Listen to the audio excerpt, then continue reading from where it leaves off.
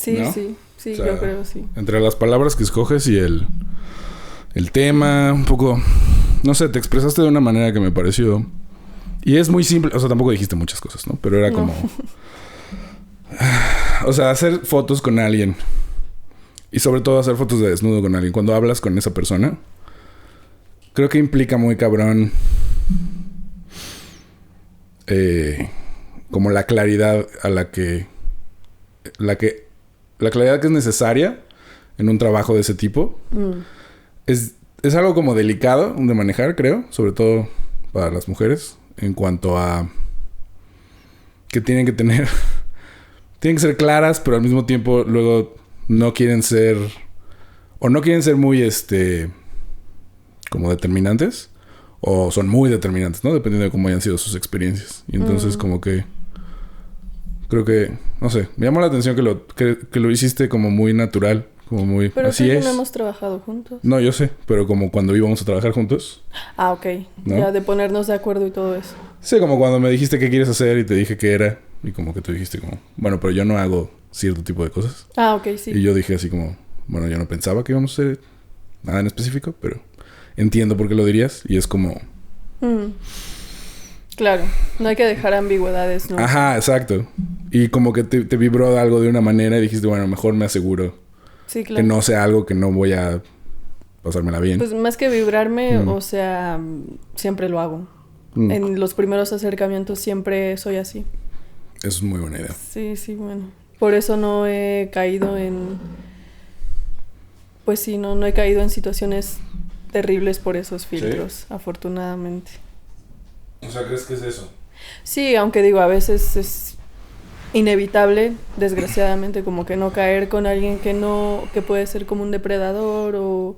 Ajá, porque todo eso son no puedes expertos saberlo. en eso, ¿no? Claro, pero bueno, creo que también ayuda mucho tener esos filtros para que sea lo menos posible. Sí, la menos cantidad posible, más filtrado, pues sí. Claro. Eso. ¿Y cómo, o sea... ¿Ya empezamos? Ya empezamos, sí. Ah, ok. Sí, pronto es así. Pues ya empezó a suceder, ¿no? Ok, Bienvenida. gracias. Un gusto. Mar. Chicos, ella es Mar. Hola. Empezamos como... O sea, tú eres escritora, ¿no? Eso es parte del asunto. Yo no diría que soy escritora, hasta no ser publicada, la verdad es que no. Sí, me esa es la considero diferencia. escritora. Como si no te publican, todavía no eres escritor. Al menos para mí lo es. Ok. Yo siento eso. Ujú. Obvio, pues sí es esta parte de decir, bueno, yo escribo, ¿no? Pero creo que escritor ya es algo como más... Creo que lo he sacralizado tanto que justo por eso para mí es como de ser muchísimo más activo y ser publicado y todo eso para poder ser considerado. Pero creo que también cada quien... Si hay alguien que se quiere autodenominar escritor, está muy bien. Creo que más bien forma parte de mi propia construcción como escritora que todavía tengo que dominar y tengo que domar y tengo que reapropiarme porque sí, todavía no puedo decir que uno, mi escritura me convenza o me guste Ok. y dos, pues que vaya a considerarme escritora si aún no he tenido como la posibilidad de ser leída por más personas, ¿no? Y poder tener un diálogo más amplio. Ok, sí. Todo se reduce un poco a mis amistades y Todavía. a las personas Aún. que son cercanas, sí. Ok, ¿pero escribes diario? O A veces sí y a casi veces diario. no. Digamos, en la medida de lo que la vida te permite. Exactamente, y hay veces en que hay una contemplación que solo se da en ciertas condiciones de las circunstancias, o sea, no siempre. Claro, No siempre. eso es como un proceso, Sí, al menos para mí es así. como un oleaje, Sí, va y viene. sí. Me parece curioso eso porque es como hay dos temas ahí, como la ¿cómo se dice? Como iba a decir la santidad, pero sí, como la elevación del arte a un nivel inalcanzable que luego nos dan o otras personas al principio, o nosotros mismos, o solo nuestra admiración por autores o por quien sea, ¿no? Y que luego nos pone como en un plan así medio como de, es que ¿cómo puedo yo compararme con estos güeyes, no? Y al mismo tiempo, un cineasta que fue como mi tutor en China, en Rusia, me dijo, nunca te va a gustar tu trabajo como te gusta el de otras personas. Nunca, ¿no? Siempre vas a decir como, es que estas películas son increíbles y yo quiero que las mías sean así. Y es como, bueno, no. O sea, a lo mejor a otras personas les gustan tus películas como a ti te gustan otras películas, pero nunca vas a ser tú mismo. Nunca puedes ver tu trabajo de esa misma manera, ¿no? Y eso me liberó un poco en ese momento, como decir, ah, sí es cierto, pues claro, güey, ¿no? Más bien es como, vea lo que te gusta y pues pedaléale a ver qué pasa. Claro, que igual la autocrítica es súper importante siempre a la hora de crear. Totalmente. Y también lo que dices, lo que dijo tu maestro, me recuerda muchísimo algo que dice el decálogo de Horacio Quiroga para escribir un cuento, ¿no? Que es de, si te gusta un escritor, ok, puedes intentar, no, estoy parafraseando, no lo estoy diciendo textualmente, pero es, si te gusta un estilo, síguelo, sin casarte con él, pero síguelo. Y entonces eso puede ser bastante interesante. Sí, es como... Sí. Yo recuerdo que hace algunos años publicaba y escribía un poco más seguido cuando era adolescente y había descubierto esta corriente literaria mexicana que es de la onda, ¿no? De José Agustín, y me ponía a escribir como él porque me fascinaba todo lo que él hacía. Todavía me fascina. Todavía de vez en cuando regreso a la tumba. Pero sí, es un poco eso y me fascinaba poder escribir como él, o al menos intentarlo. Sí. Y eso llevaba a cosas muy interesantes. Hay como autores así, ¿no? Que tienen como una... Como que le pegan a cierta edad. José Agustín siempre, como que a mí también... Bueno, no me tocó tanto, pero... Porque yo era como... Pero a todos mis amigos les gustaba, ¿no? ¿Cómo eras? ¿A ti qué te gustaba? Pues como mamón. Así como, le gusta a todo el mundo. Bueno, pues yo voy a leer otra cosa. Entonces en esos tiempos estaba muy de moda. Siempre ha estado de moda José Agustín, creo. O sea, desde que salió, desde los 60s, como... Porque a mi papá también le tocó. Y luego a mi generación, pues en los 90s teníamos 15 y así. Era también... Todos mis amigos leían a José Agustín y a... ¿Cómo se llama? El de las enseñanzas a Castaneda, ¿no? Era como... claro. Las dos lecturas de tienes 13, 14 y empiezas a decir como... No, sí, la vida está muy cabrón. Bukowski es otro, ¿no? Clásico. Y ya la banda más intensa pues leía Nietzsche. Y era como... No lo entendían realmente. Yo nunca lo he entendido. Exacto. Yo no lo he vuelto a leer y yo creo que tampoco lo puedo entender. Yo nunca lo he entendido y estoy en literatura. Exacto. O Schopenhauer y así, ¿no? Pero es creo que es como parte de la cultura, muy cabrón. O sea, es como muy sincero a eso, ¿no? Como a mí me pasaba eso con Paco Ignacio Taibo II y sus novelas policíacas, ¿no? Como que sentía, esto es más como México. Eso crees, pues, pero no necesariamente. Sí, yo creo que todo es una evolución de sí mismo y lo que te va gustando pues va cambiando también. Claro. Pero también al mismo tiempo pues tenemos guardadas ciertas etapas en nosotros mismos y si volvemos a ciertas cosas como ciertos escritores pues te va a recordar esa época y uno o lo vas a odiar, o sea, lo vas a resignificar y lo vas a odiar o te va a despertar eso y te va a dar nostalgia. Y creo que en mi caso con José Agustín a mí siempre me da nostalgia, sobre todo los cuentos y sobre todo me gustaban esos cuentos donde hablaba de la clase política, todo un desmadre, porque pues sí, como que siento que muestra unas cosas muy interesantes a pesar de que sea completamente lejano a mí, claro, a mi realidad. Sí, es como esa nostalgia por algo que no te tocó vivir, pero lo viviste por él, ¿no? A través de él. Y sabes que ahí está y que ahí sucedió y que te pertenece al mismo tiempo, le pertenece a todos, aunque no te haya pasado, porque ya forma parte del imaginario colectivo, ¿no? Claro. Bueno, eso es lo chido del arte, ¿no? Que te lleva a esos lugares. Sí, total. En cualquier momento. Por eso me gusta mucho ver películas como de antes de que naciera. Porque se siente como que como que perteneces aunque no hayas estado ahí. Y empiezas a saber muchas cosas de esa época que no tenías ni idea, ¿no? Como en Nueva York en los 70s pues todo era muy sucio y así como que era muy violento y así. Ves documentales y ves películas y empiezas a machar como esto se parece más a la ficción y esto sí parece que era real. Y empiezas a construir todo este mundo como medio etéreo que es tuyo, porque pues, es tu imaginación dentro de estas pequeñas pistas que te dan y existes ahí un rato. Y creo que se vuelve parte como de tu historial, ¿no? Entonces te va conformando cada época de la vida. Sí, te da una nostalgia.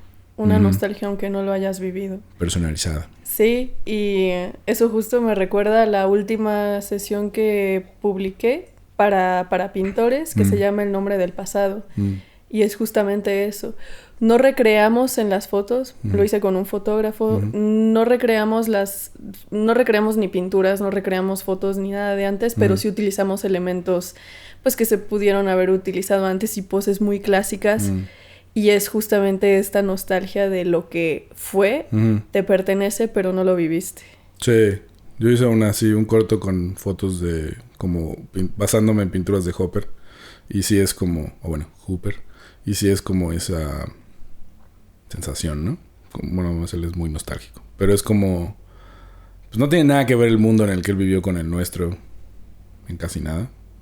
Pero en eso sí, en la melancolía. Qué chido. Y tú encuentras como que, bueno, también eres modelo y haces fotos y dibujo, ¿no? O sea, como... Yo no dibujo, no, la verdad. Digamos como modelas para dibujantes. Ah, sí. Y modelas para fotógrafos. ¿También fotografías? Sí, a veces, pero no siempre. También me gusta mucho hacer performance. ¿Sí? Sí. Ah, qué chido. Me han invitado. No me he atrevido yo a hacer uno. Bueno, solo hice uno. Pero creo que me gustaría hacer más, explorar más esa parte. Es muy interesante. ¿Sí? Sí, no a tal punto de llevar el cuerpo al extremo, como hacen otros performanceros, como la congelada de uva, claro, ¿no? Claro. Y otro chico que se llama Laudano, no me acuerdo bien del nombre, pero esa es una parte de su nombre artístico y sí llevan su cuerpo completamente al extremo, pero el performance y el juego con los símbolos es algo súper interesante. Y sobre todo al trabajar con imágenes, inevitablemente juegas con los símbolos. Claro. ¿No? Pero ahí creo que se engloba muchísimo también muchas cosas además de la imagen, como el tiempo y la condición de las circunstancias, el interior de uno mismo y también la confrontación hacia los demás, ¿no? Eso a mí me llama mucho la atención. Pero bueno, he estado en algunos performances que han organizado algunas personas que conozco, que no llevan tanto al extremo el cuerpo, pero sí se juega mucho con los símbolos. Hay una artista a quien aprecio mucho que se llama Isabela Rutsky y ella diseña joyería, pero al mismo tiempo cuando tiene que vender su joyería renta espacios y hace performance para representar lo que significa su joyería, al menos, ¿no? Okay. De que quiere representar la naturaleza y a los seres vivos. Así, ese fue un performance que hicimos.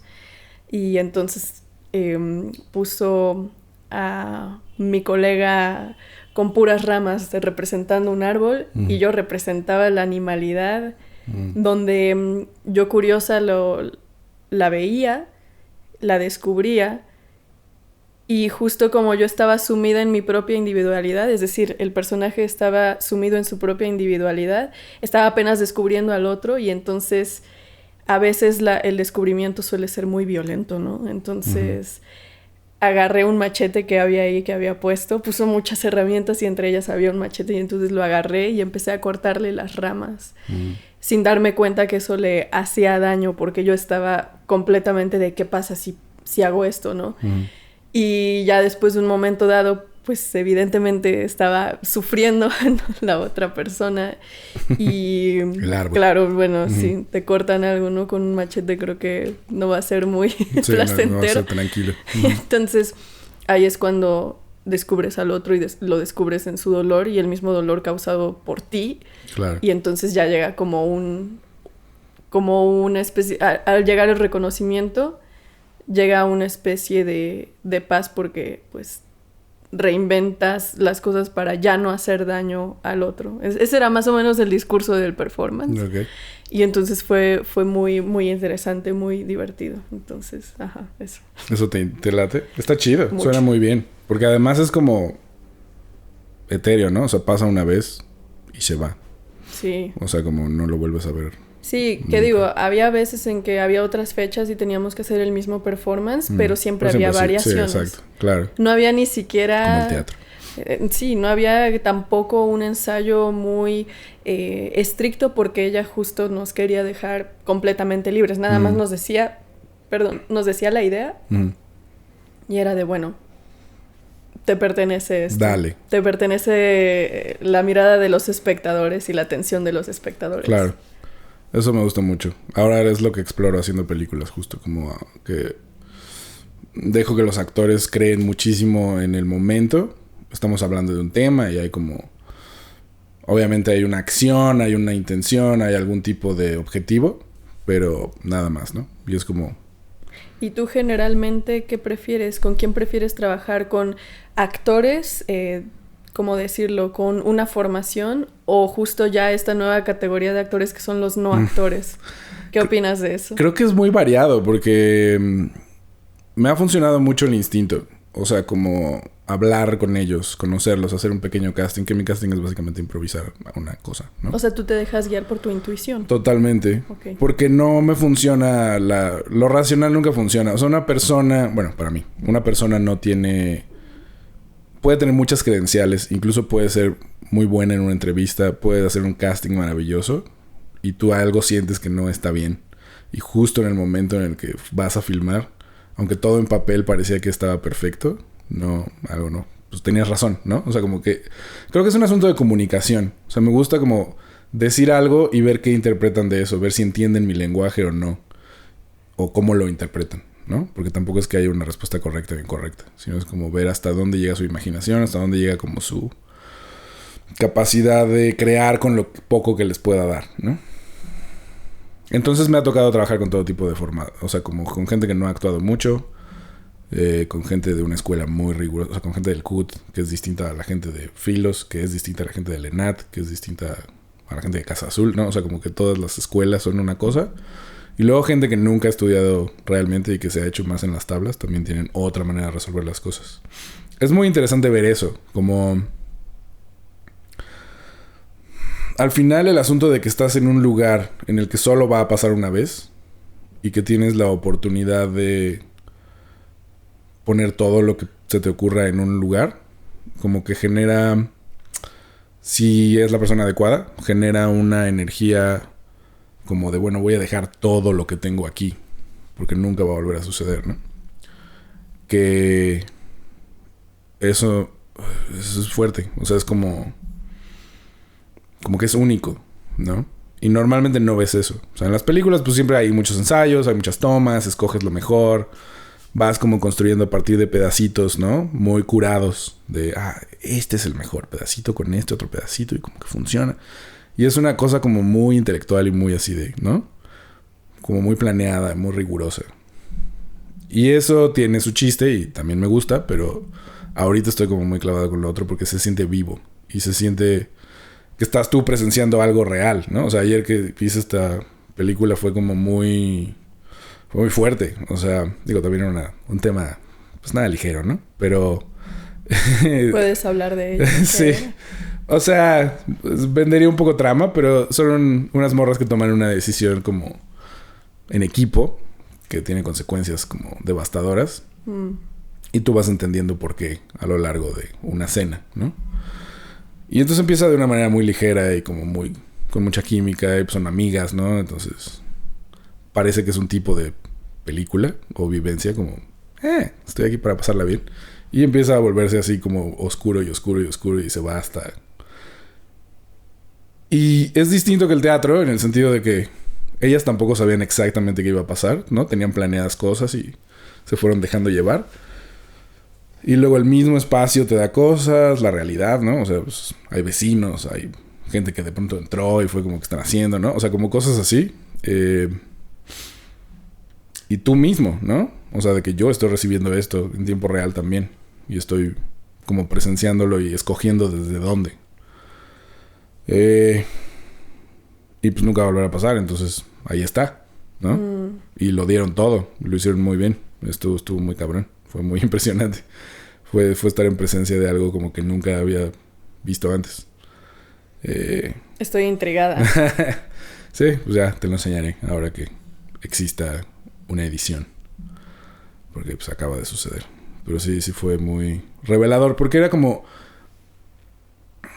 cuando tú hablas de lo académico, pienso mucho en como todos los procesos que tuve que pasar para llegar aquí, ¿no? Que es, te dicen que el arte es una cosa, las escuelas te plantean ciertos autores, ciertas reglas o ciertos, como estatutos, ¿no? Y con el cine, además, es una industria, entonces como tiene que ser comercial en algún nivel. Y bueno, pasas por ahí, es una cosa que se hace con mucha gente, con mucho dinero, es muy rigurosa, bla, bla, bla. Y luego empiezas a descubrir que, pues no, el cine no necesariamente es eso, ¿no? Como todo el arte, pues lo han hecho de todas las maneras posibles. Entonces, ha sido muy liberador como quitarme de encima la validación y pensar más en, pues me voy a equivocar, ¿no? Voy a hacerlo todo mal, en teoría. Como voy a hacer lo que se supone que no tienes que hacer. Que es muy fácil, creo, como desde afuera, pensar que es como chafa o mediocre o no sé, palabras así, ¿no? Que es como, porque la imagen de lo que es el arte es una, ¿no? O de lo que es del cine de calidad o la literatura de calidad o cualquier cosa de calidad. Y creo que siempre pasa como que es un potencial de discurso lo que no les gusta. O sea, la idea es como si tú vas a hacer algo que pueda leer mucha gente o que pueda ir a ver mucha gente, entonces está bien. Porque se vuelve un vehículo para promocionar cosas, ¿no? Se vuelve un vehículo para vender cosas, para promocionar un estilo de vida, para promocionar una cultura, para un punto de vista, lo que quieras. Y entonces te vuelves viable, ¿no? Si eres un autor que hace cosas que le gustan a mucha gente, te vuelves una persona que puede funcionarle a la industria misma. Y cuando no eres eso, pues es como raro, ¿no? Es toda una cuestión de saber surfear porque el compartir creo que a veces, bueno, no es tan necesario pensar en el dinero que vas a hacer. O sea, digo, obviamente cada quien tiene que sobrevivir, ¿no? Y claro, al hacer las cosas tienes que pensar cómo poder vivir de tu arte o vivir de lo que haces, ¿no? De lo que más te gusta. Pero creo que al mismo tiempo también se trata de una cuestión como de compartir, aunque no se vaya a vender o que no vaya a ser algo completamente, ¿cómo decirlo? Pues de que lo vaya a comprar mucha gente, pero por lo menos sí lograr, no sé, creo que en el aspecto de compartir y de crear, la conciencia es lo más importante, de hacer las cosas con conciencia. Y decir que tal vez puedes compartir ciertas cosas que puedan hacer que las personas no se sientan solas. Exacto. Como por ejemplo,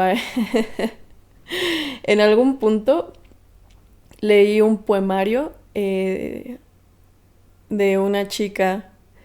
No recuerdo bien el nombre, la verdad, pero sí me llegué a quedar con ese libro y esos poemas giraban en torno a relaciones tóxicas, o sea, de cómo ella se estaba recuperando de una relación tóxica y de cómo ella estaba completamente configurada a ser una persona dependiente. Y pues bueno, yo estaba pasando por un momento muy específico con una pareja y la verdad es que me sentía acompañada. Le di a leer un poco de los poemas a una amiga mía y me dijo de qué es esta porquería, esto a mí no me llama para nada, esto está terrible, ¿no?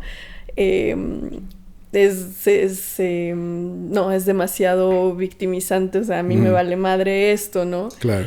Pero a mí me hablaba, sí, ¿no? Y yo sé que además de mí hay otras personas a quienes les hablo. Entonces yo creo que es un poco también muy importante tener en cuenta que sí, obviamente tienes que pensar quién va a ver lo que vas a hacer y si eso te va a retribuir algo material, por supuesto.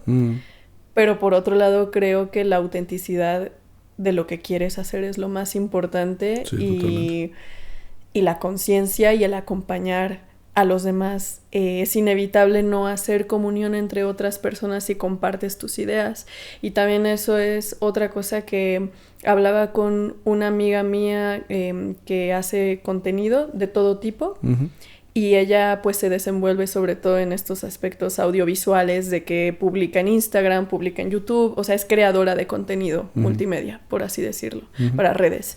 Entonces ella tiene un podcast que se llama Densa y entonces ella intenta como hacer que la gente haga las paces con su corporalidad y que tenga más contacto con los demás a través del baile. Entonces ella tiene este podcast y además organiza como eventos, como pequeñas fiestas en ciertos lugares donde no se cobre cover ni nada, y entonces simplemente invita a la gente a bailar sin ninguna clase de prejuicio. Y al hablar con ella me hablaba de que a veces es muy difícil poder vender lo que uno hace. Sí. Y ella es de una convicción, siempre defiende sus convicciones de una manera como muy fuerte, y justo estaba en una disyuntiva de, ok, es que sí necesito vivir de esto porque es lo que hago, no me veo ganando mi vida de otra manera, pero no quiero traicionar lo que hago por tener dinero, porque la mayoría de creadoras, y es algo que ella había investigado, son las que ganaban premios o las que ganaban apoyo para poder crear su contenido, eran mujeres que hablaban de maquillaje o hablaban de aspectos de belleza. Y pues a ella no le interesa hablar de eso, a ella le interesa más hablar de condiciones humanas, pero ahí hay unos datos que pues están ahí, ¿no? Y ella se pregunta, entonces, ¿qué hago? Porque yo no quiero hablar de maquillaje, yo no quiero hacer cosas que no corresponden a lo que pienso. Entonces, ¿qué hago? Sí. Entonces, yo creo que siempre hay que tener como un equilibrio entre esta conciencia y esta necesidad de ganar la vida. Tal vez suena demasiado idealista, pero bueno. Creo que es difícil, sí, o sea, es como difícil de navegar algo así, ¿no? O sea, como quién realmente ha hecho eso, ¿no? A lo largo de la historia. Es como gente que tenga un equilibrio entre ambas cosas, como que en primera pues solo te enteras de la gente a la que le va muy bien, ¿no? O sea, la gente que le va más o menos y ahí la lleva, pues tienes que investigar más a fondo. Pero sí creo que es importante lo que dices, o sea, es como... Yo también por eso lo hago, ¿no? O sea, lo que quiero es encontrar gente que lo que yo hago los haga sentir como que existen, ¿no? Que eso es lo que me ha pasado con Diciembre, que es la película la única que he estrenado hasta ahora, que es como... La gente que no conecta justo dice así como, no entiendo por qué estoy viendo esto, ¿no? Y la gente que conecta dice como, sí, yo fui esa persona, ¿no? A mí me han pasado cosas así o lo que sea. Porque no es un cine agradable, como de ligero, pues, ¿no? De, voy a ir a olvidarme de la vida y pasarla bien. Sino es más como una cosa ahí de escarbar en lo oscuro de mí y de los demás, ¿no? Y de cómo vivimos o cómo sobrevivimos. Y eso creo que a mí me llama de otras personas, ¿no? De otros artistas. También me llama lo ligero, pues. O sea, no es que tengas que escoger uno u otro. Esa es la otra. Claro. Pero sí es difícil ese equilibrio. Que creo que todos estamos en una época también... Es como una especie de... ¿Cómo llamarlo? Hay un boom de creatividad y como de arte. Porque ahora hay muchas maneras de que la gente te vea. Exacto. Que antes no existían, ¿no? Entonces tu amiga a lo mejor ahorita está pasando por esto, pero hace 20 años no podría ni hacer eso, ¿no? O sea, o lo haría, pero lo haría frente a 20 personas en un centro cultural ahí aislado, ¿no? Entonces creo que, pues sí, hay más herramientas, hay más competencia también. Es extraño porque tú piensas, hablábamos antes de esto como de lo de autopublicarte, ¿no? Y que tú decías que era como... Te hace sentir como mucho peligro el no tener un editor, ¿no? Y yo te preguntaría ahora ok, ¿quién es ese editor, no? Porque no sé mucho del mundo de la literatura, o muy poco, y tengo una amiga que trabajaba como... hay personas que leen novelas y como que les van haciendo correcciones, ¿no? O sea, les dan como notas a las editoriales grandes y ahí tienen así como un ejército de gente dándoles notas, ¿no? A Random House o lo que sea. Entonces ya lee muchas cosas nuevas, ¿no? Que llegan ahí. Y me decía un poco lo mismo que tú me decías. Y digo, ok, si tu editor es una cosa así masiva, seguramente va a haber censura, ¿no? O sea, dependiendo de cómo escribas, pues, pero hay En algún podcast entrevistaron a Chuck Palahniuk, el que escribió El Club de la Pelea. Sí.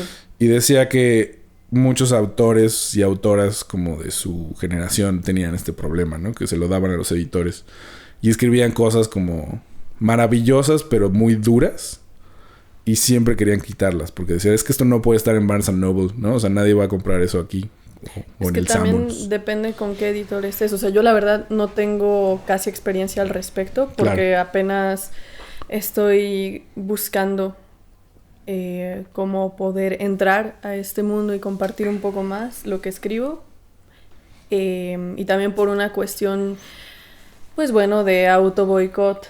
Un poco, pues no he buscado del todo bien. Y también por muchas otras cosas como falta de tiempo. Claro. No he podido realmente adentrarme a crear relaciones con personas que pudieran ser, pues, personas que revisen mis textos. Entonces no podría como decir de, no, claro, hay que hacer esto, hay que hacer aquello. Este es el camino, amigos. Yo no tengo la experiencia ahora, pero lo que sí y lo que he visto es de que me cuentan, ¿no? Amigos escritores que sí han sido publicados. O sea, que digo, yo no tengo experiencia como para poder decir, haz esto y haz aquello, Claro. la receta, porque yo ni siquiera he sido publicada. Ni siquiera he tenido el valor de enviar escritos míos a editoriales, ¿no? Pero lo que he escuchado de amigos escritores y de un curso en la carrera que es de cómo crear proyectos editoriales, donde la maestra sí es una editora, pues lo que dicen mucho también es una cuestión como de ver con quién te entiendes mejor y tener como una relación, crear relaciones con esas personas que están ahí, porque puede ser que tu escritura y tus ideas correspondan a algo que esa persona cree y que está de acuerdo contigo también, aunque al mismo tiempo, pues bueno, te pueda hacer comentarios de Claro. que no está bien y todo eso, ¿no? No de que todo el tiempo estén de acuerdo, pero que más o menos haya una química. Creo que ahí es cuestión también y responsabilidad de uno mismo de ver quién lo publica, porque hay que ver qué editor también congenia. Bueno, Sí. corresponde a lo que nosotros queremos hacer sin caer justo en la censura y sin caer tampoco en un mercantilismo salvaje de las ideas, porque pues queramos o no, pues sí, las editoriales son empresas. Entonces, si no escribes algo que es tendencia, pues no te van a pelar tampoco, ¿no? Claro. Sí, si vas como al Sanborns, ahí ves como cuáles son las tendencias, ¿no? O sea, que siempre hay como 3 temas que son política y sangre, autoayuda y ¿qué onda con, ya sabes, no sé, como cosas para adolescentes? No, también muy apocalíptico todo, ¿no? Pues sí. Títulos de que va a valer todo verga, o sea. Sí, pero siempre vende, ¿no? O sea, desde los clics. Sí, sí. Pero es interesante como saber que... Tengo curiosidad de saber cómo funciona un mercado como chiquito, ¿no? El mercado grande como que todos lo podemos ver. Todos podemos ver qué es lo más vendido en casi todo, ¿no? Y generalmente se parece, así como lo que decías de tu amiga y de los youtubers o de los influencers, pues ese mismo discurso, temática, humor incluso, es el mismo del cine y es el mismo de la música y es el mismo de todo lo mainstream, ¿no? O sea, como de lo que más vende, que es culturalmente muy parecido. ¿Cuál es el mercado en medio, no? O sea, ¿dónde es donde está la variedad? Lo que está como no vende tanto, pero vende suficiente como para que exista. Y que, pues generalmente ahí está lo más interesante, ¿no? Digo, no sé, o sea, según yo, José Agustín fue un super hit en su época. No sé si eso se repetiría ahorita, ¿no? Sí, todo depende, pero bueno, yo creo que también hay gente que se autogestiona, como tú lo has dicho, de si es necesario un editor y todo eso. Es necesario alguien que te lea lo suficientemente crítico. Sí. Y que también sepa cómo funciona el mundo de la literatura con respecto a todo mundo, pero sí, creo que la necesidad de expresarse siempre va a existir con o sin respaldo de grandes empresas o de una gran visibilidad. Siempre las personas necesitarán expresarse. de una u otra manera. Y sí, en definitiva he conocido personas pues que se autogestionan, ¿no? O que crean sus propios proyectos editoriales, o a que incluso hacen fanzines, ¿no? Sí. Que es como lo más libre, ¿no? Para poder crear. Sí. Todo depende, pero sí, o sea, siempre va a haber alternativas distintas y más autónomas, no tan comerciales. Claro. Es ¿Cómo? Ok.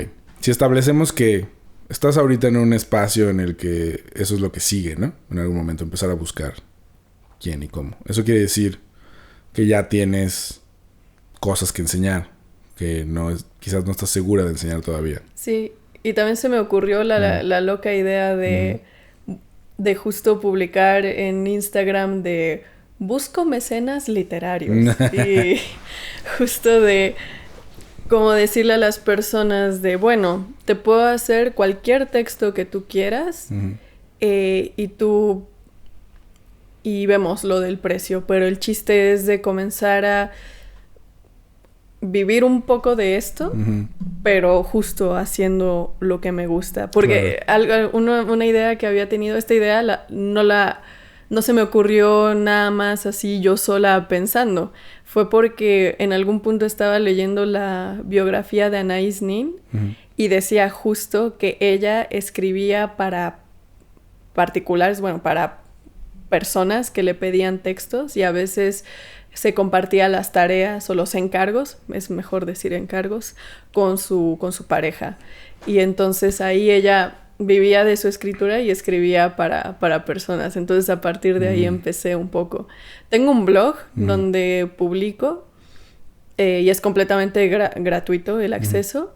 Y a partir de ahí puedo como decir, mira, así es como escribo, si te gusta, pues puedes encargarme un texto que nadie más va a tener. Huevo. Entonces un poco eso. Como tatuador. Pero bueno, es igual en lo que agarro confianza para poder hacer otras cosas y poder enviar mis textos a otros lugares. Es que también creo que el proceso de escribir y de creación y todo eso no es necesariamente una validación del exterior, que obvio sí es necesaria. Claro, sí. Pero no es tampoco como el aspecto más importante, sino también de cómo tú te asumes a ti mismo y cómo tú te validas a ti mismo. Entonces yo todavía estoy en un proceso de autovalidación muy grande con mi escritura. Me peleé mucho tiempo con mi escritura de que no me gustaba nada. No podía ni enseñarla, me daba pena. Te entiendo, sí. Sí. Siento que tienes que perderlo todo. Tienes que tirar ese pedestal. Porque el asunto no es como dónde estás tú, sino es dónde pones a los demás. Porque te refieres, o sea, como que te comparas, ¿no? Y es como, pues no hay ningún punto de comparación con nadie. Y es de asumir, creo que es lo primordial. Asumir quién eres y lo que haces es primordial. Sí, como aceptarlo, ¿no? Pero es un trabajo de todos los días. Sí. Creo que ahora me cuesta menos trabajo, pero sí es muy difícil. Pero creo que es un poco decir como, la persona que soy ahorita, que está haciendo esto es lo mejor que puedo hacer. O sea, lo puedo pensar más y puedo cambiarlo. Pero sigue siendo lo mejor que puedo hacer ahorita. No mágicamente voy a encontrar algo mejor adentro de mí porque no he escarbado. O sea, no es así. Es probar, ¿no? Y tienes que probar, verlo, que alguien lo lea, que alguien lo vea. Y luego dices, ¿no? Y tienes que... Pero sí tienes que ponerlo ahí. Eso es lo difícil, ¿no? Como que quieres... Creo que es una cosa psicológica de pensar, no lo quiero poner ahí hasta que esté seguro. Pero nunca vas a estar seguro. Todo el mundo que lo pone ahí, que lo saca, está sintiendo como que... No sé si está listo, ya sabes. Y es como... Claro. Nunca realmente terminas también. O sea, podrías seguir toda la vida. Pero sí tienes que asumir, bueno, esto es lo que hay, ¿no? O sea, lo demás ya... Siempre que veo las películas que ya he hecho, es como de... ¿No? Y quieres hacer otra versión y es como, bueno, ya, güey. Ya. Creo que también lo que decías hace rato de los autores que te gustaban mucho en otras épocas y regresas a ellos, me pasa lo mismo ahora con mi trabajo de ver cosas viejas y decir como, bueno, pero ese era yo en ese entonces, ¿no? Ya no soy esa persona. Puedo reconocerme. Y está chido. Es como, con defectos o lo que sea, ¿no? Pero solo puedes hacer eso si existe. Entonces, si no lo has hecho, pues no va a haber nada, ¿no? Entonces creo que es interesante también como escribir. Me gusta mucho escribir porque escribir es lo más fácil de hacer en el sentido de... No necesitas nada, güey, ¿no? O sea, una pluma y un papel y puedes estar en cualquier lugar del mundo, en cualquier circunstancia. Y es como... Todos tenemos esa capacidad, ¿no? De inventar cosas. Claro.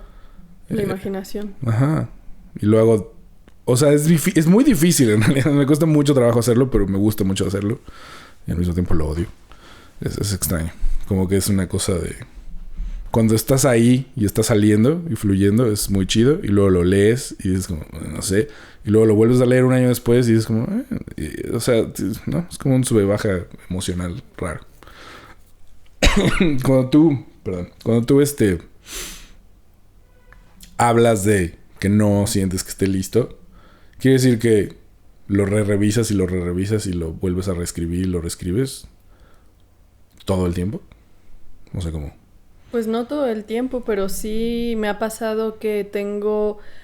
Eso sí es muy gracioso. Tenía yo un poema que escribí como en el 2000... Como en el 2017, algo así. O sea, ya tiene tiempo. Y se llamaba Metamorfosis. Bueno. Luego, un tiempo después lo revisé junto con un amigo.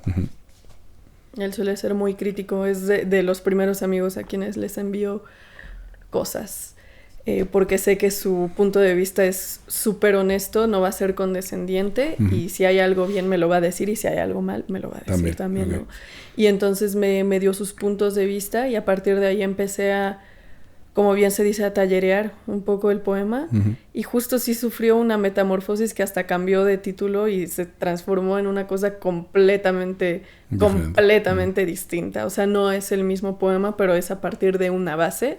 O sea, la primera versión hablaba de, las sábanas son mi capullo, claro, porque hablo de la metamorfosis y, bueno, voy a esperar a alguien que esté ahí también para transformarse conmigo en mis sábanas, o sea, como una cosa terrible, la verdad.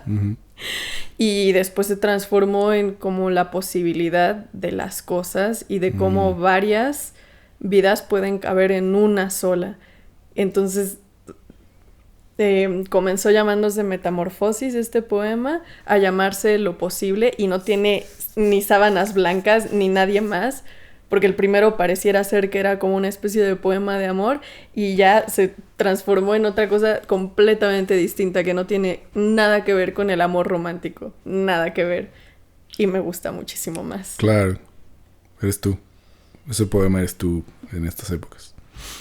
Sí, entonces bueno, siempre se puede trabajar y hay veces en que hay otras cosas que se quedan como están porque justo regresas después de muchos años a un texto o algo que hayas creado y dices, yo hice esto, no está nada mal, de hecho está incluso mejor de lo que he hecho ahorita en este presente, ¿no?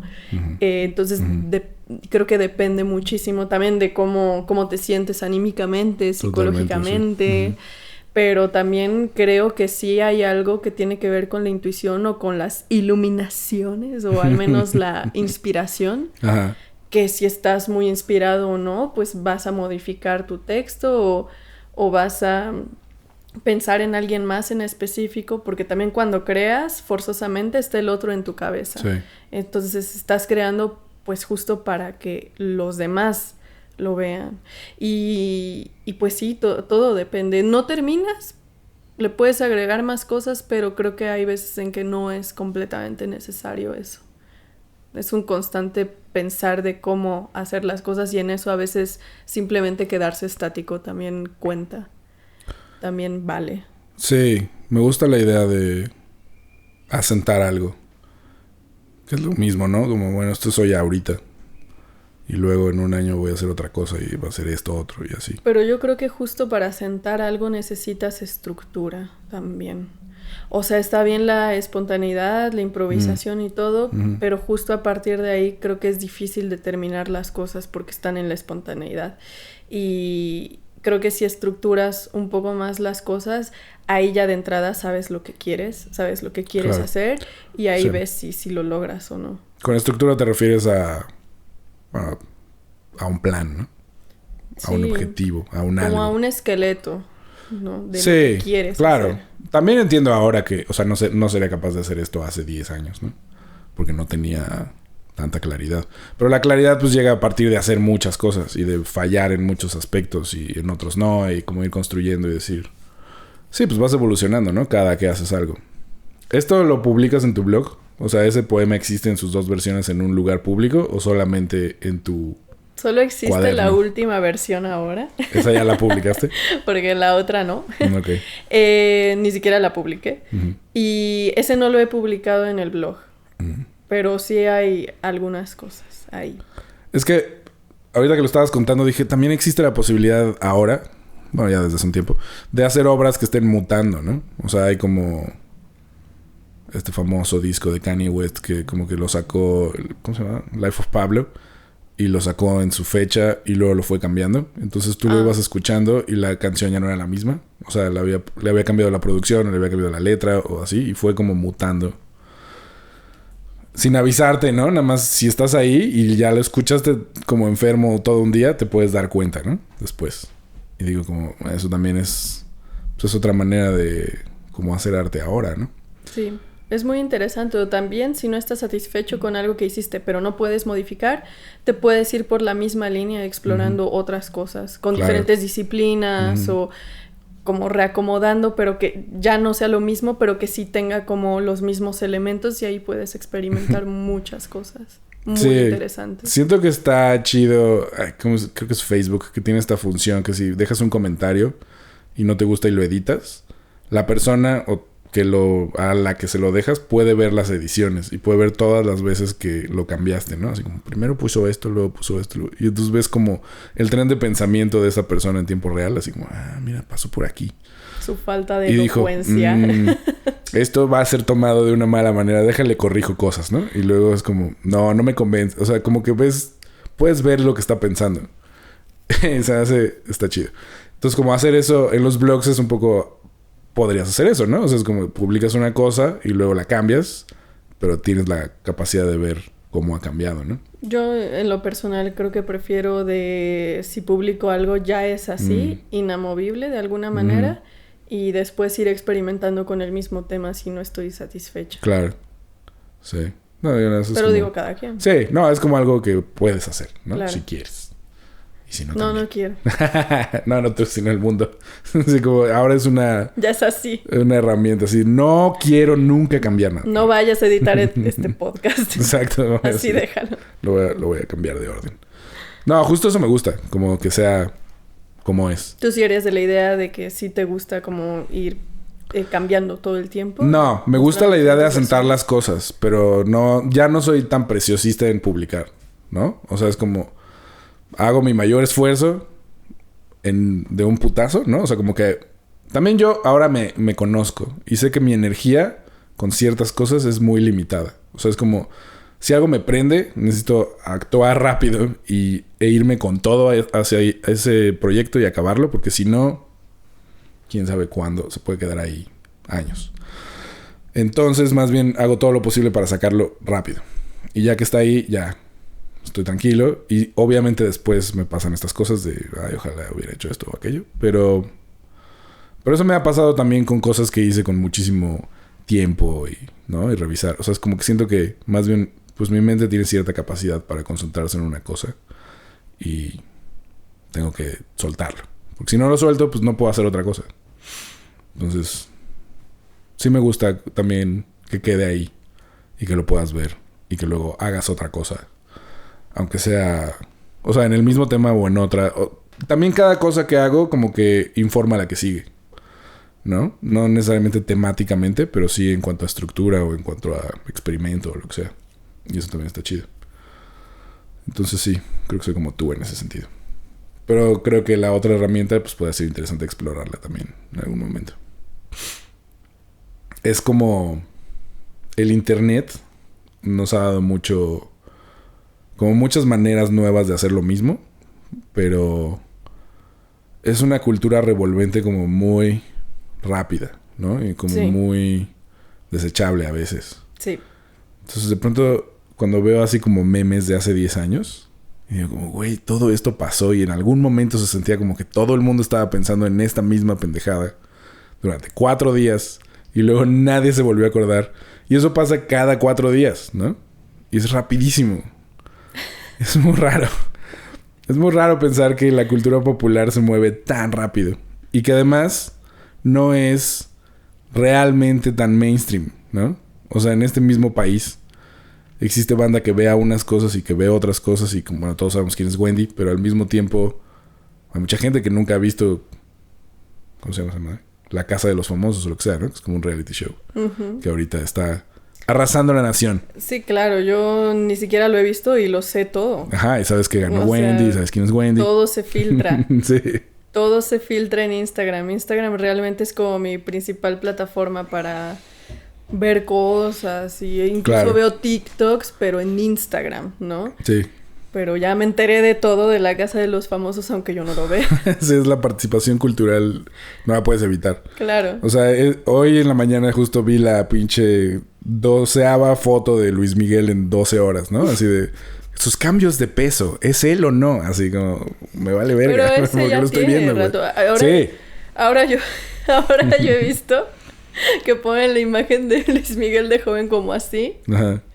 Y textos referentes así como a la mamá de... jefa, sí, tú me diste la vida y todo, pero sí necesito que me devuelvas esos 5 pesos. Y... así, es increíble. Amo los memes.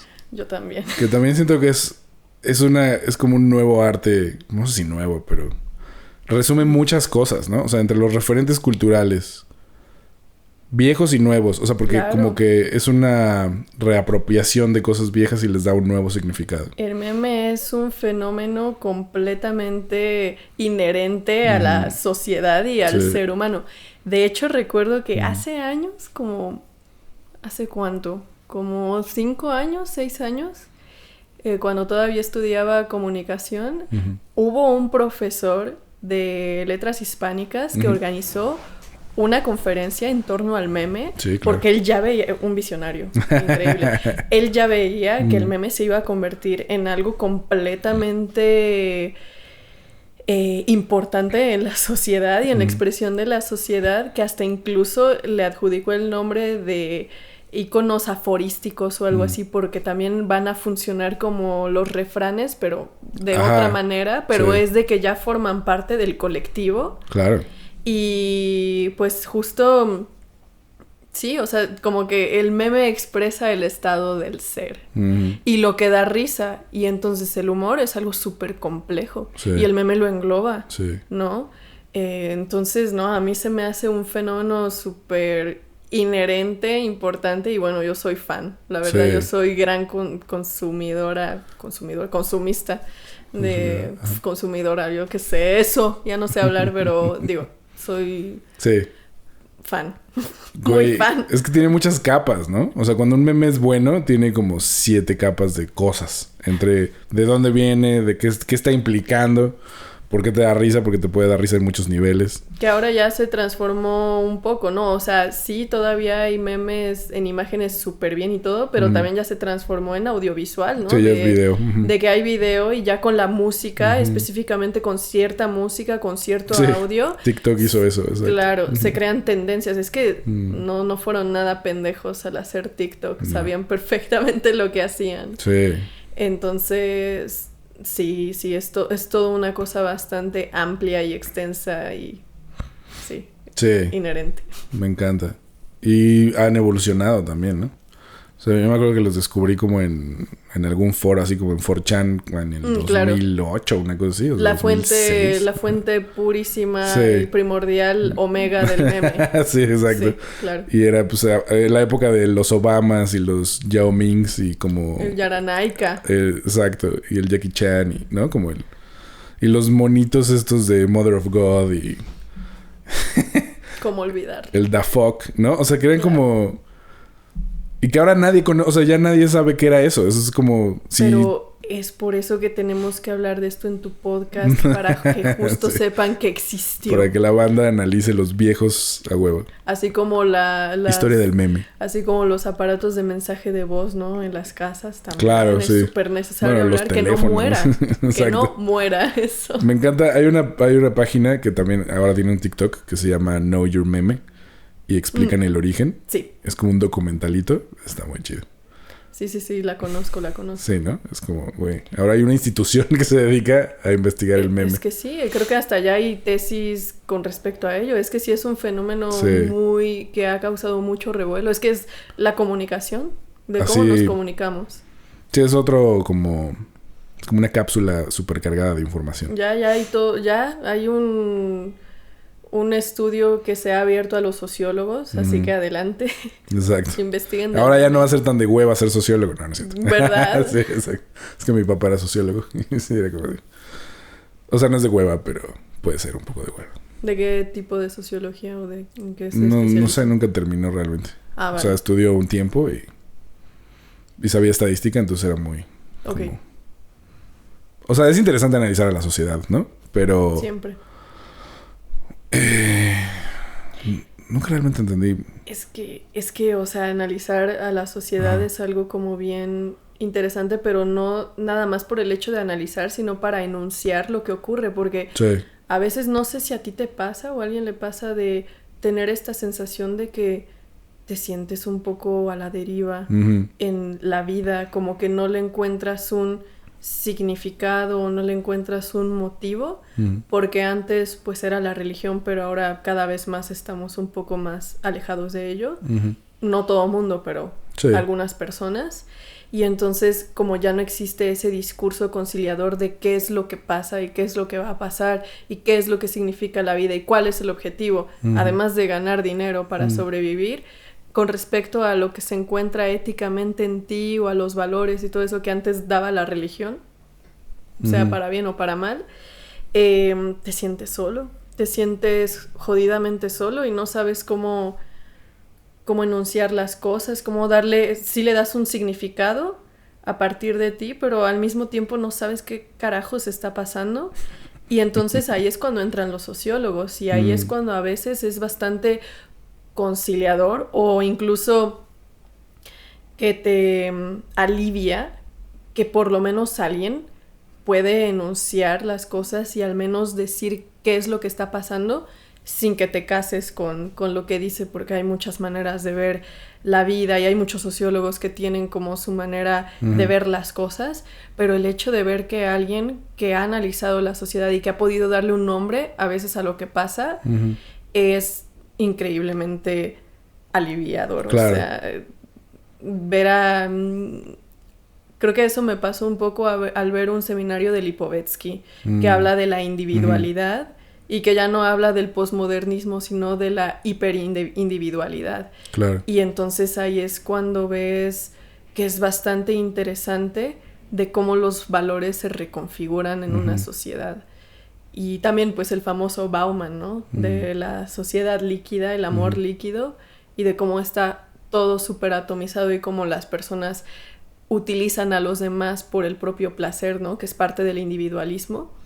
Y que pues todo está de la mierda, ¿no? Pero por otro lado está Lipovetsky diciendo, bueno, sí hay una individualidad, pero resulta ser que esa individualidad también es el respeto a la individualidad de los demás.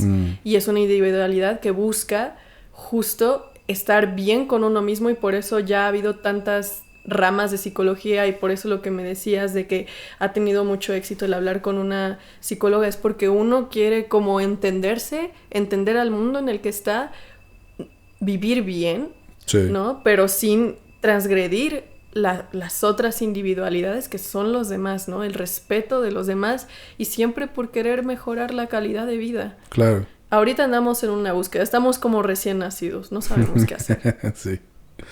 Sí, porque la humanidad también tiene como una edad, ¿no? Como sociedad, pues, que se va reconfigurando cada cierto tiempo. Y ahorita como estamos, pues llevamos muy poco tiempo estando tan comunicados, ¿no? O sea, como en el que tienes conciencia de muchas cosas que antes no sabías ni que existían. Me llama la atención pensar como hablamos de temas como de las cosas que se han hecho mal en la sociedad antes y ahora son reprobadas y antes no. Y siempre existe un poco como, creo que de gente más joven, como pensar, ay, ¿cómo nadie se dio cuenta, no? Y es como, pues no estábamos así de comunicados, de el que sacaras un teléfono y estuviera todo ahí, eso es bastante nuevo, güey, ¿no? O sea, antes, cuando era morro, saber sobre cualquier director de cine, tenías que ir a una revista especializada, tener el varo para comprarla o ir a la biblioteca y ver qué hay. Y pues va a ser un artículo que escribió un güey hace 10 años. O sea, nunca es como ahorita, ¿no? Que todo está ahorita en tu cara todo el tiempo. Y eso también modifica, como bien dices, nuestra relación con nuestra existencia, pero con los demás y con, pues, la psicología, ¿no? O sea, como con cómo navegamos este mundo. Siento que ahora es mucho más saturado y difícil por un lado, en el que no tienes realmente espacio, ¿no? O sea, antes podías estar sin hacer nada. Ibas a tomar un camión y estabas realmente sin hacer nada más que esperando ese camión 20 minutos. ¿Cuándo es la última vez que estuviste 20 minutos sin hacer realmente nada, no? O sea, ahora cada que te aburres, sacas tu teléfono y estás ahí. No puede pasar ni un microsegundo sin que estés como, bueno, voy a ver qué ha pasado en estas 4 apps. Y puedes hacer ese ciclo todo el día y nunca estuviste solo. O sea, ¿no? Solo, sin hacer nada. En una parada del camión, viendo el charco. Y siento que ese espacio que teníamos antes ahí, ahora lo tenemos en un lugar en el que se te exige o consumir algo que alguien hizo o hacer algo, ¿no? Sí. Y se vuelve una especie como de, pues sí, una bola de ratón. Un círculo vicioso, Uh-huh. ¿no? Que no puedes bajarte, ¿no? Porque sientes que si te bajas, te vas a morir. Ya no vas a participar. Sí, aunque creo que también es muy gracioso como todo es irónico porque, pues de entrada, no te sientes solo, pero te aíslas de tu inmediato, ¿no? Y creo que también con ver el celular todo el tiempo, te pierdes algo muy importante que es la contemplación. Uh-huh. Y creo que la contemplación es primordial para poder relacionarte a tu entorno inmediato y para descubrir cosas que antes no veías, aunque estés tomando en la misma parada, uh-huh. Cuando estés tomando la misma parada, uh-huh. Por 20 años o lo que sea, siempre hay algo nuevo también. O sea, sí, en definitiva hay una democratización de la información, o sea, uh-huh. Sí tenemos acceso a más cosas para pasar el rato y todo, pero también qué tan bueno es tener eso, ¿no? Porque también incluso la atención que podemos prestar a los demás y a cualquier cosa que hagamos, pues se reduce muchísimo por toda esta ansiedad que tenemos de no sentirnos solos, ¿no? Sí. Cuando en realidad, pues, no lo estamos del todo. Y hay algo que iba a decir, pero se me fue la idea. Pero sí, es como bien importante ser conscientes también de cómo utilizamos las redes sociales y de cómo utilizamos la tecnología y el teléfono. Digo, me escucharé como viejita, ¿no? O como apocalíptica y todo, pero en realidad creo que sí es súper importante estar conectado con el entorno por más miedo que te dé la soledad, porque una vez que entras en una contemplación, no puedes evitar, o sea, sentirte bien o sentirte acompañado hasta cierto punto. Claro. Y creo que también justo ese miedo de estar con tu inmediato es el miedo al otro y el miedo a hablar a los demás. Porque pues, si no haces nada y estás esperando la parada, no ves a quien está al lado de ti que también la está esperando. Y se puede generar una conversación, pero ¿qué tanto en México por lo menos nos han inculcado a tener miedo a los demás o a considerarnos metiches solo por hablar con una persona, ¿no? Y pues a mí me resulta muy... Pues no voy a decir ni bueno ni malo, no le quiero dar así como un aspecto maniqueísta ni nada a las cosas, pero es... Pues bueno, si vas a una fiesta, alguna vez me pasó que estaba yo en una y vi un grupo de chavos que estaban haciendo una historia, grabándose, así la fiesta, súper animados, y una vez que terminaron el video, todos se sentaron en el piso, no te miento, y estaban viendo el celular todos serios y apagados. Sí. Solo estaban haciendo para el video, y ni siquiera eran influencers, o sea... Entonces, y estaban completamente enfrascados en su celular y ni siquiera volteaban a ver a las otras personas que ni nos conocíamos para poder hablar o hacer una conversación. Uh-huh. Claro. Entonces, ¿qué tanto es el miedo a estar solo, a la incomunicación? Pero pues en realidad estás haciéndote lo mismo si estás todo el tiempo en el celular. Que sí recibes muchos cumplidos, que los likes, ¿no? Que los memes y todo, pero pues también es bastante interesante ver lo que te rodea. Claro. Y ver qué es lo que la otra persona tiene que decir aunque no la conozcas. Que además siento que tendría, o sea, si lo ves como, si utilizas el ángulo de verlo como exclusividad, o sea, por ejemplo, los viejitos todavía existen en el mundo anterior. Entonces tú puedes hablar con casi cualquier anciano en la calle, porque esos güeyes están acostumbrados a que la vida era así, ¿no? Y también la gente que normalmente te habla pues tiene cierta edad en la calle, ¿no? No todo el tiempo, pero bueno. Y siento que es como cuando tú hablas con una persona en la vida, solo tú estás hablando con esa persona en ese momento, ¿no? No hay nadie más que pueda hacer eso. Y eso es como apreciar que cada momento que vives en el mundo real no es repetible. Y además el hablar en un momento donde no vas a volver a ver a la persona tampoco quiere decir que te tienes que hacer súper amigo de esa persona o que esa persona va a entrar en tu vida. No, solo es algo que sucede. Uh-huh. Y es justo también de pensar de que el hecho de hablar, no sé, con alguien no te va a saltar, no te va a chingar si hablas con alguien. O sea, es también de quitarnos ese miedo de hablar con el otro y dejar de enfrascarnos también en el celular y en nuestra zona de confort. Exacto. ¿No? Y... sí, porque te vuelve como un ratoncito asustado. Estar todo el tiempo adentro de algo tan controlable, ¿no? O sea, que cuando algo no te gusta, pues solo lo quitas y ves otra cosa. Claro, y también es como... a mí, pues justo como mi trabajo me lo exige... claro. Yo tengo que estar todo el tiempo viendo Instagram, a ver si sale algún trabajo que tengo que publicar, que tengo que hacer. Y hubo un momento muy específico donde decidí dejar de hacerlo y al salir de la calle... apagaba mis datos y no tenía, o sea, estaba completamente incomunicada, entre comillas. Y eso lo hice durante un mes. Y me di cuenta que en realidad la inmediatez era impuesta por ese ritmo de la red social y que no necesariamente tiene que ser inmediata ni tu respuesta ni las cosas que tienes que hacer. Y entonces me pasó que al desayunar, pues yo antes igual pegada al celular desayunando sola, justo.